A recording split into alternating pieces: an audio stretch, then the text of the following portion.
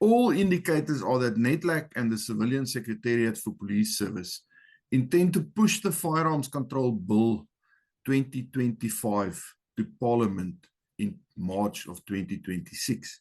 That is despite public submissions, despite expert objections, and despite research that challenges their own narrative. The question is no longer whether this is coming. The question is whether firearm owners will keep watching from the sidelines or finally step onto the field. Today, we're talking some facts, strategy, and what happens next with Jonathan Deal from Safe Citizen. Jonathan, good afternoon. Welcome back to the channel. Thanks, Riaan. It's great to be back. I always enjoy it with you. Thank you. Same here.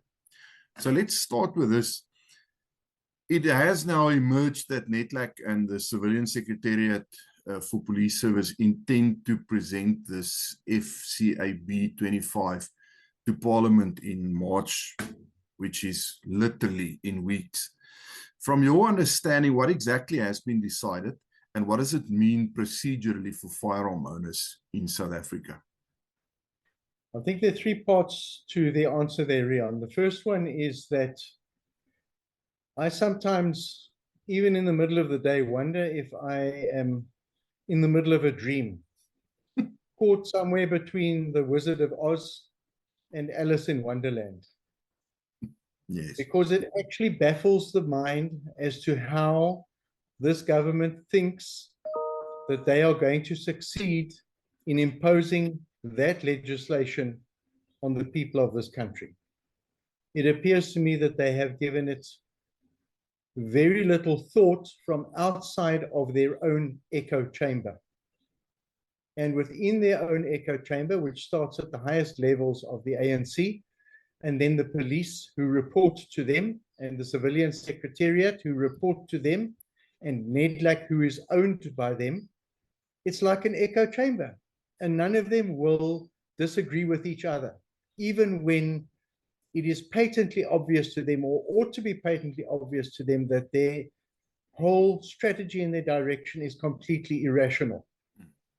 SAGA, just in the last 24 hours, put out an opinion saying that actually the people that are paying for this are the tax-paying public.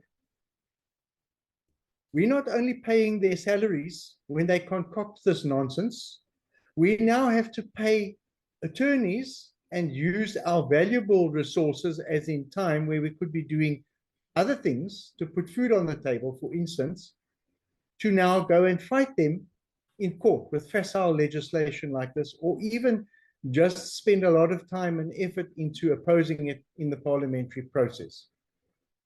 So that was the first step. The second one is that how it could impact on the firearm owners in South Africa is that, and I have been very clear about this, not only in interviews with you in the past, but also on messages that I put out on Safe Citizen to our members very recently. If this legislation were to come to pass, it would completely expose the public of South Africa to yet another layer of vulnerability and unsafety in terms of their daily life. If there's such a word as unsafety. It would make us even less safe, given the fact that we are one of the highest homicide nations in the world. And so, apart from anything else, apart from the financial impact on this country, the financial impact on the hunting industry, which generates billions of rands for South Africa, and the impact on the security industry, the training industry, it could cause a devolution of safety and security in the public of South Africa, who are the last people that should be made more vulnerable than they are at the moment. So I think I'll conclude again. I'll just say it's somewhere between the Wizard of Oz and Alice in Wonderland. Yeah, I laugh, but it's a wry laugh because it's more of frustration than anything else. Jonathan, many firearm owners have participated in public submissions, as we now know, those 118 submissions for the 2021 bill, the first time this bill showed its face. consultations, lobbying efforts, etc., etc. If this bill proceeds in its current form, do you believe those public inputs were in any way meaningfully considered or at all, or were they merely procedurally processed? I don't think that it was meaningfully considered at all. Safe Citizen, in alliance with a number of the large associations in South Africa, attended a number of specifically created stakeholder engagements with the Civilian Secretariat around that bill. We met with them on a number of occasions, and sometimes putting a whole day aside, their team and our teams, and the discussions were robust and frank. Looking back on it now, what they did was what the police and the government have been doing to the formal firearms fraternity for more than 2 decades. When they feel like it, when it suits them, they meet. We all get together for tea and cucumber sandwiches. They listen politely, they nod, they make the right noises, and they go back to their masters and continue with their strategy, which is to disarm the people of South Africa. So we are dealing with an ideology, and the ideology is based on the ANC's antique ideology and their antique stance around politics and governance in South Africa. And it was the attorney Martin Hood that said to me about 2 years ago a very true thing that I carry close to me all the time in this debate. You cannot debate an ideology with logic and statistics. They have got their ideology and they are hell-bent on pursuing it, irrespective of the cost to this country. So no, they have not taken the round and complete rejection of that piece of legislation by everybody that was in a position after being informed to comment, and also the rejection of the majority of political parties in this country. We've discussed on this channel, and by now pretty much everybody else, the Wits study that challenged key assumptions about firearm ownership and crime reduction. If that research appears to have been ignored, which it certainly seems to be the case in the drafting process, what does it say about any evidence base behind Firearms Control Bill 2025? I'd like to come to that answer at the end, and if I miss it, please remind me, but I want to give you some interesting background on the Wits report. For years before the formal firearms fraternity and the public, indeed the public of South Africa, and the associations and organizations like Safe Citizen, SA Hunters, NatShoot, GOSA, CHASA, Martin Hood, the attorney, SAGA, whatever, for years before we actually finally managed to access that report, Gun-Free South Africa enjoyed secret and private and privileged access to it. And they quoted from it in their propaganda. When we contacted them and asked them, can we see a copy of the bill, there was almost an obfuscation, a denial that they actually had accessed the bill. Then we contacted the Civilian Secretariat, and amongst others, Safe Citizen was one of the ones that actually challenged them directly and said, we want an answer on this. Have you or anybody from the government supplied that document to Gun-Free South Africa?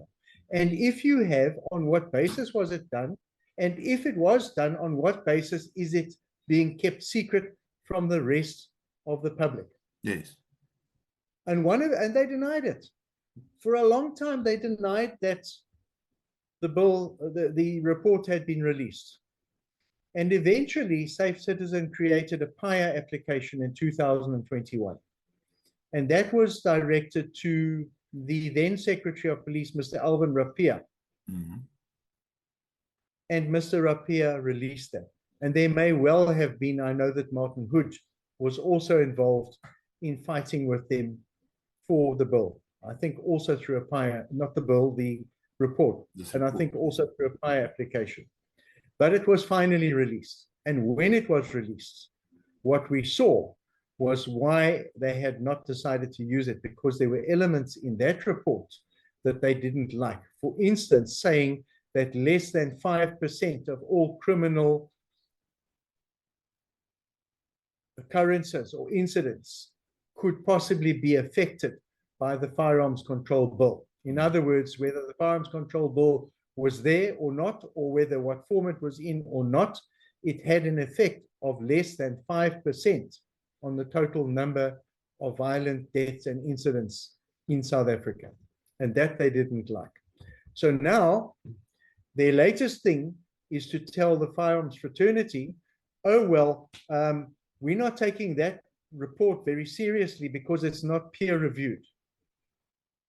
Now, never in all of their claims, their so-called claims of empirical evidence, anywhere in any of their submissions or any of their motivation for these laws and regulations, have they ever relied on anything being peer reviewed.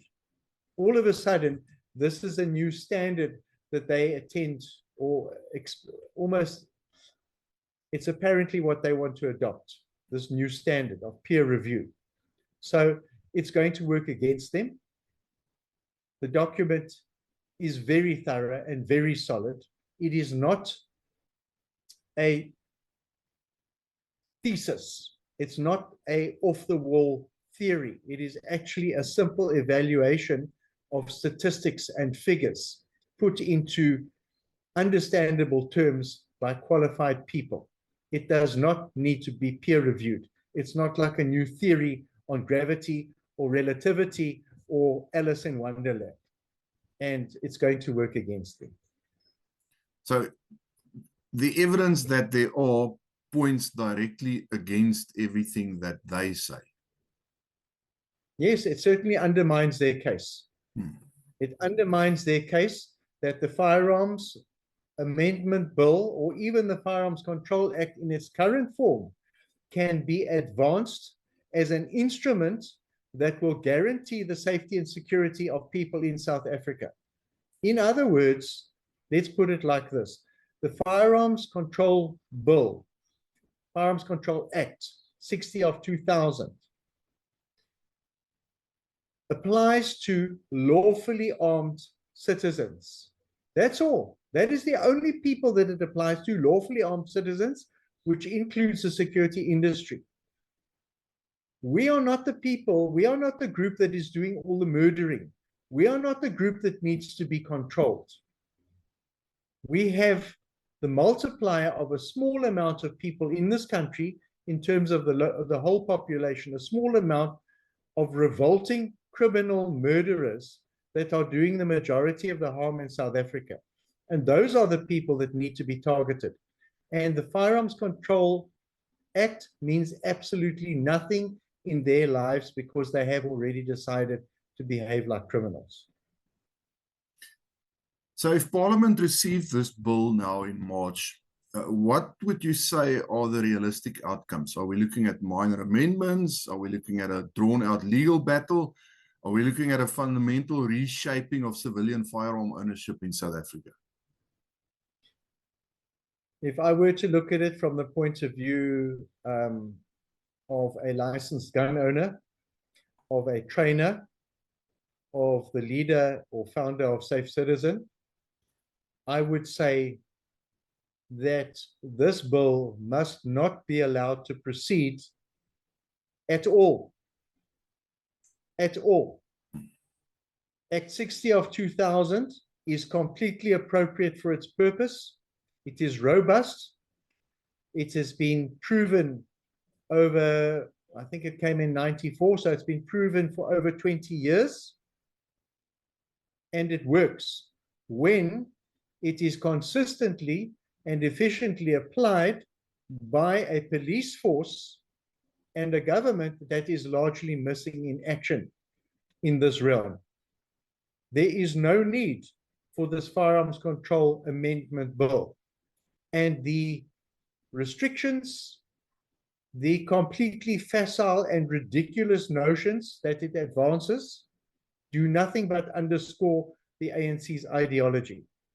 There is absolutely no basis on which this should be allowed to proceed, not even with major and material changes, because if those major and material changes are excised or taken out by the ANC or by the drafting team, we will be back with firearms with Act 60 of 2000. So why go through all of the expense? They need to do their job properly and use the current legislation. And I own, as a trainer, I own a number of firearms for lawful training, and I own a number of private firearms. And I have jumped through all of the hoops, and I know exactly what I am speaking of from a user's perspective with Act 60 of 2000. It is sufficient unto the task. So do you foresee that this is going to end up in a drawn-out legal battle? Because they certainly seem to be dedicated to the idea of trying to push it through. Of course. And what is the downside for them? Riaan, there's no downside for them. They haven't paid for the drafting of the bill, and they won't pay for the court cases. How will they pay for the court cases? They will use the tax money of the very people that they seek to disadvantage to pay for the court cases. So the public must pay twice. We must pay for them to go to court, and we must pay to stand up to them in court as well. That's how they think. There is no downside for them whatsoever. So if we look at this from Safe Citizens' perspective, what would you say is the strategy going forward? Is the focus political pressure, legal challenges, public awareness campaigns, coalition building, or maybe even all of the above? All of the above. Safe Citizen is positioning itself very firmly as the voice of the public. We are moving into the public realm. And while I'm on this video with you, I want to just take a moment to talk about the Safe Citizen town hall meetings. It is a forum that we've established, just like what we're on now on Zoom. And it is a forum where any person watching your video can contact Safe Citizen and invite us to speak to their community, their local sports club, their bowls club, their professional association, the Parent Teachers Association, their neighborhood watch, their friends and neighbors, the people in their street, anybody that they know, from the comfort of their homes. They sign in on Zoom. It doesn't cost them a cent. They can listen to what is being discussed. We can frame a specific conversation to speak to a specific community, whether it's a rural community, an urban community, transport workers, whatever, a specific group. The talk can be framed to encapsulate their concerns, and they can raise their concerns. And unlike the ANC, we don't want to operate in an echo chamber. If there are people there that aren't convinced that a lawfully owned firearm is a good thing to have in a community, let them come to the Safe Citizen Town Hall meeting and tell us, and let's discuss it. Okay. But to come back to your question, all of the above. The formal firearms fraternity, the firearms associations, the South African Arms and Ammunition Dealers Association, the firearms attorneys that move around that environment are going to have to launch the necessary challenges in court. And I can tell you now that Safe Citizen will be watching that and trying to stay as close to it as possible, because in the past, when those associations have launched these challenges, Dear Gun Free South Africa, with their free legal representation in South Africa and their sponsorship from foreign donors, has been able to access the court as a friend of the court, amicus curiae.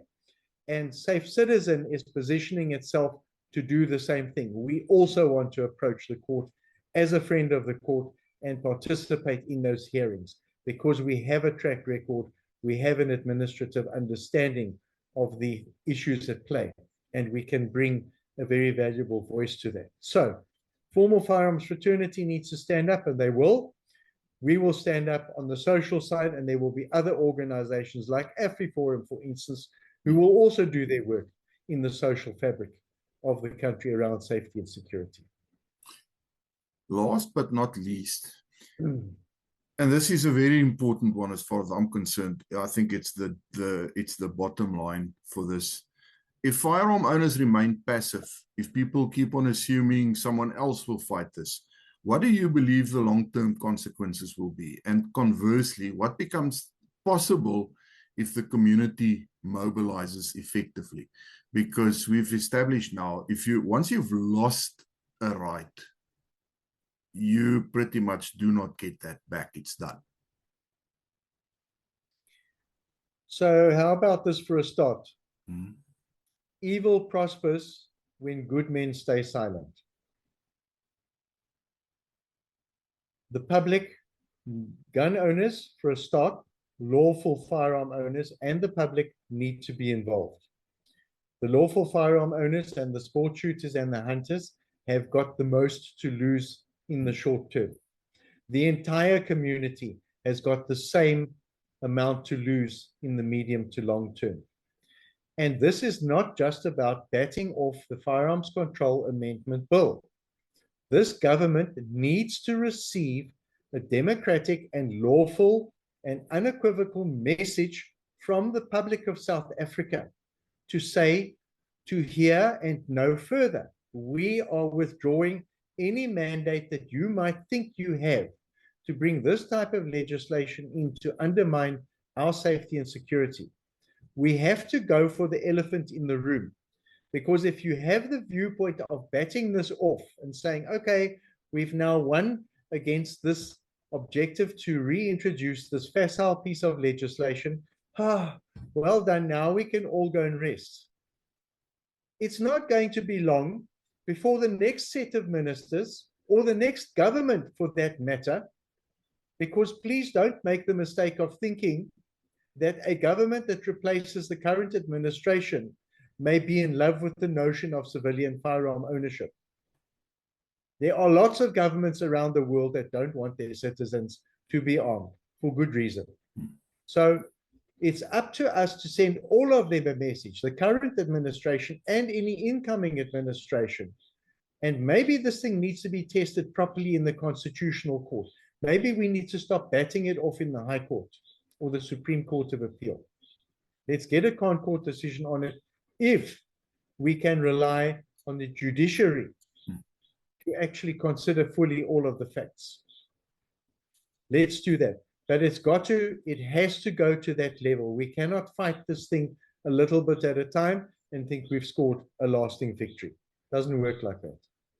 But we're going to need numbers. We're going to need as many people as possible involved. And that is why organizations like Safe Citizen, for instance, that people can join for no cost, like Dear South Africa. Rob Hutchinson has done an absolutely amazing job for years with dearsouthafrica.co.za. His database is around 1.5 million people. Wow. He is waiting with Safe Citizen and others for this bill to start showing, or this government gazette bill to start showing its face. And we will then push it. But people can join platforms like Safe Citizen and dearsouthafrica.co.za, which is absolutely unique in the way that it sends every single person's submission as a separate letter, a separate submission to the government. People must not get tricked into signing petitions. If you sign a petition with 20,000 other people, it's one petition, and the government counts it as one single letter. You send them your submission from Dear South Africa, it goes individually from you on your address, on your ID number, individually, and you get counted as a single submission. And that is very meaningful. That's a way to start putting these numbers together. And we need platforms like yours and others that are fleshing this out and to keep it alive. And eventually, the politically paid mainstream media will start carrying it, because those journalists will realize that they are losing out on a topical debate by only presenting one side of it, the side of gun-free South Africa and the side of the government. Okay. I think I'm going to end it there. If this bill moves forward unchecked, it won't be because firearm owners were outnumbered. It will be because too many stayed silent and passive. Rights are really lost in one dramatic moment. Rights are generally lost through apathy, delay, and the belief that someone else will handle it. Whether you agree with every organization or not is pretty irrelevant. What really matters is participation, engagement, pressure, local legal support, and collective action. If you value your right to lawful self-defense, to sport shooting, to hunting, or simply the principle of responsible firearm ownership, this is the moment to decide. Passive observer or active participant?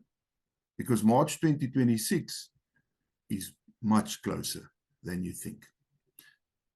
Jonathan, that's it from me to the viewers. If you like this video, please click on the like button.